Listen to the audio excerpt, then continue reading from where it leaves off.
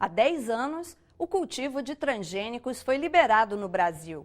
A tecnologia impulsionou a agricultura. O país se tornou o maior exportador de soja e um dos maiores produtores de alimentos do mundo.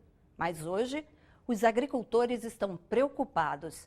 Eles reclamam que a produção de sementes está nas mãos de poucas empresas multinacionais. Fora as sementes tradicionais que a agricultura familiar preserva, está se concentrando sim na mão de poucas empresas, né? Obter, multiplicar e distribuir sementes é uma atividade complexa e cara. Eu acho que não seria interessante para ninguém a gente ter uma situação de grande concentração num segmento que é tão importante e tão crítico para a agricultura brasileira. Como o governo pode garantir a disponibilidade e a variedade de sementes para os produtores? Qual o papel da Embrapa nesse contexto? Veja o que pensam os especialistas que debateram o assunto aqui, na Comissão de Agricultura do Senado. O Em Discussão está começando. E nos mercados dinâmicos das grandes commodities, aqui eu estou falando de soja, algodão e milho, há uma tendência de concentração num pequeno número de corporações, que são aquelas que têm capacidade de lidar com a escala de investimentos, os modelos de negócios dominantes, que são intensivos em propriedade intelectual e intensivos em integração vertical. Não é toda empresa que consegue transitar nesse ambiente, então há uma tendência natural de concentração. Obter, multiplicar e distribuir sementes é uma atividade complexa e cara.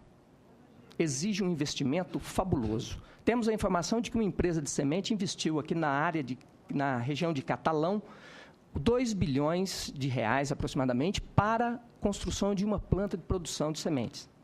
É mais que o orçamento, é quase o orçamento anual da Embrapa. Então, não é uma área que, pela sua característica, permite que pequenas empresas iniciem e tenham sucesso. Para desenvolver uma variedade convencional, colocá-la no mercado, registrar, multiplicar, vão ser, na melhor das hipóteses, 5 anos, 6 anos. Você fala muito em competitividade, produção, renda, mas tem pessoas por trás desse processo, né? Tem pessoas por trás desse processo de construção, de produção na agricultura, né? Em especial a agricultura familiar, né? Então, quando a gente fala de agricultura, nós temos mais de 4,3 milhões de agricultores familiares, de estabelecimentos familiares, né?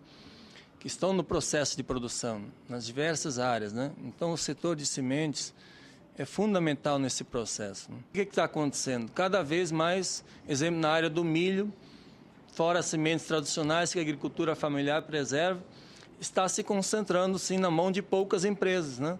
Cada vez mais poucas empresas estão tendo domínio e vão ter o domínio desse mercado. A gente está falando aqui do desaparecimento de grandes corporações, né, nesse processo de integração. Por exemplo, a Agroceres, uma empresa tradicional no Brasil, ela desapareceu nesse processo. Então, empresas de semente em todo o mundo, né, diminuindo se tornando rarefeitas no mercado, o elo entre o setor público e o setor privado, ele se enfraqueceu e muitas vezes ele desapareceu. É importante a gente lembrar aqui que é o seguinte: empresas públicas não levam as suas cultivares diretamente ao mercado. A Embrapa não comercializa semente. A Embrapa comercializa genética, ela licencia seus ativos para empresas privadas que aí sim os levam ao mercado. Então, quando empresas privadas desaparecem ou quando o mercado se torna muito rarefeito, o setor público perde o seu elo com o setor produtivo. Né? E esse é um fato que está ocorrendo não só no Brasil, está acontecendo em várias outras partes do mundo. Esse mercado do início dos anos 90 para cá até hoje, ele mudou bastante. Ao longo dos últimos anos, o que vocês podem notar na primeira barra da esquerda são as empresas que existiam no mercado há 13 anos atrás, na safra 99 e 2000, todas aqui que estão em azul eram as empresas que estavam no mercado.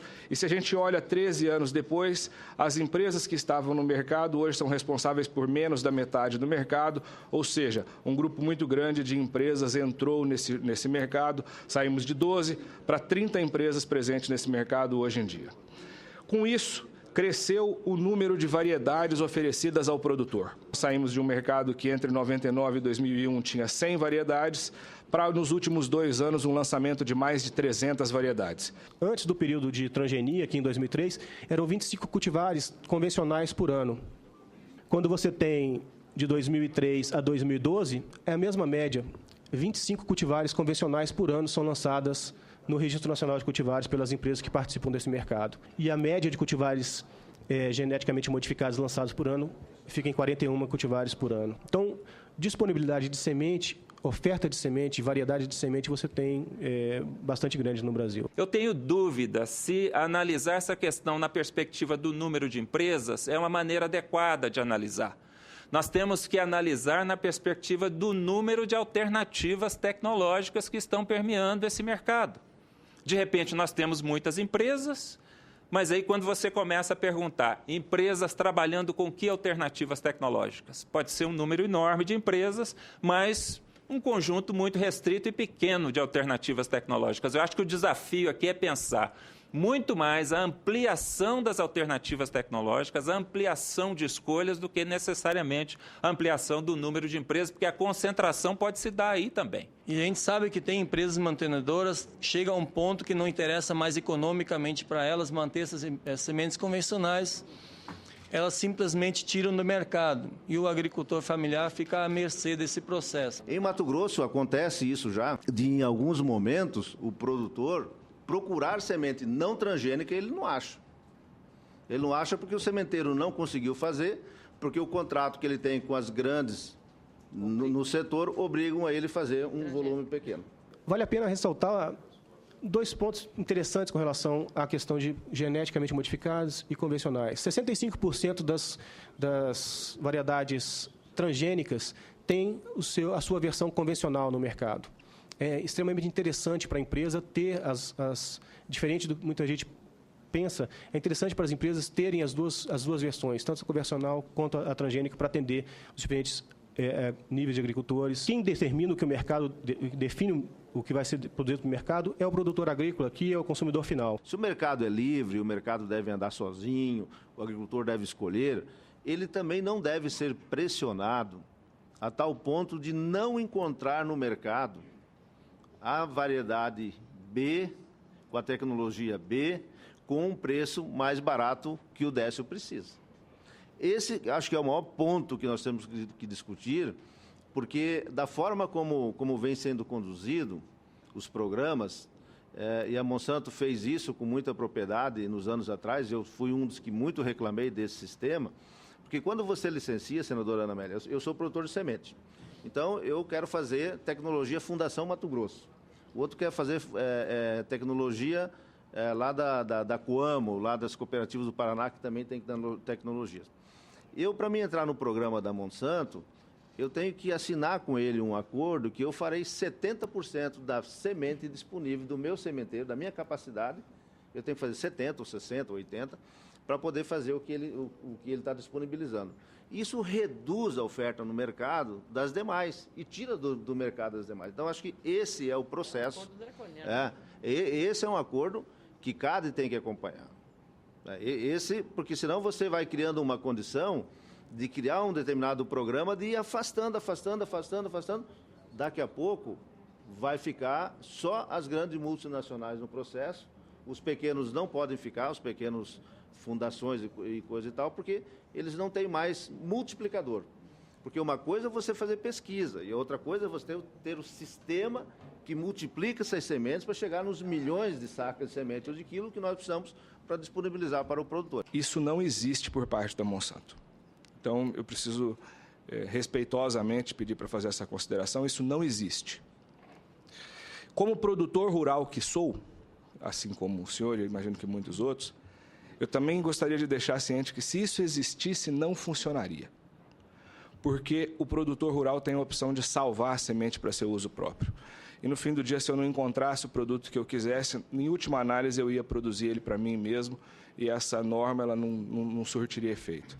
Mas, voltando para a primeira parte, eu só respeitosamente gostaria de fazer esse comentário que isso não existe. Mas nós não vamos ficar discutindo isso aqui, sem mas dúvida. Depois, no particular, nós podemos tratar do assunto. Podemos, sem sombra de dúvida. Agradeço. Me preocupou muito a colocação do senador Blário Maggi sobre os contratos que obrigariam os agricultores a ter uma determinada produção de semente apenas da empresa Monsanto, no caso ela mencionou, para ter acesso à tecnologia.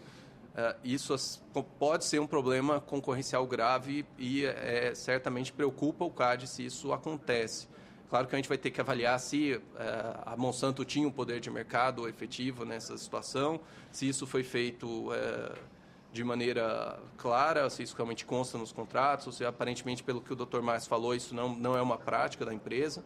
Agora, também é preciso avaliar se não é uma prática de fato, né? E, da mesma forma, o argumento de que, olha, não, isso não teria efeito para o agricultor também é algo que tem que ser avaliado, porque pode haver diversas formas de pressão, ações judiciais, recusa de venda, fornecimento, justamente para obrigar o agricultor que pressione a agricultora a manter a aderir a esse programa. Então, isso se configurar é um caso que realmente demanda uma investigação do CAD e é bastante preocupante. Com relação aos licenciamentos que têm sido submetidos ao CAD, eles têm se revestido de um caráter não exclusivo. Em razão desse caráter de licenciamento de sementes, o CAD não tem aprovado esses atos por entender, baseado nas discussões que atualmente foram feitas no país e nas discussões feitas pelas autoridades europeias, americanas, enfim, por outras autoridades antitrust, que eles têm um caráter pró-competitivo, principalmente porque não há transferência de ativos ou controle societário, e não há impedimento, pelo fato de não serem exclusivos, não há um impedimento para a participação, para que as empresas que recebem esse licenciamento adquiram tecnologia de outras fontes e também produzam as suas próprias tecnologias de forma independente. No fim de agosto, dias depois desta audiência pública, o CAD decidiu aplicar restrições a contratos da Monsanto. O Conselho entendeu que eles poderiam prejudicar o equilíbrio entre os concorrentes. Veja em instantes qual o papel da Embrapa nesta área de sementes. Será que ela deve concorrer com as multinacionais? Nós entendemos o papel do setor público, num primeiro momento, quando tudo está por ser feito, como que de uma locomotiva limpa-trilho.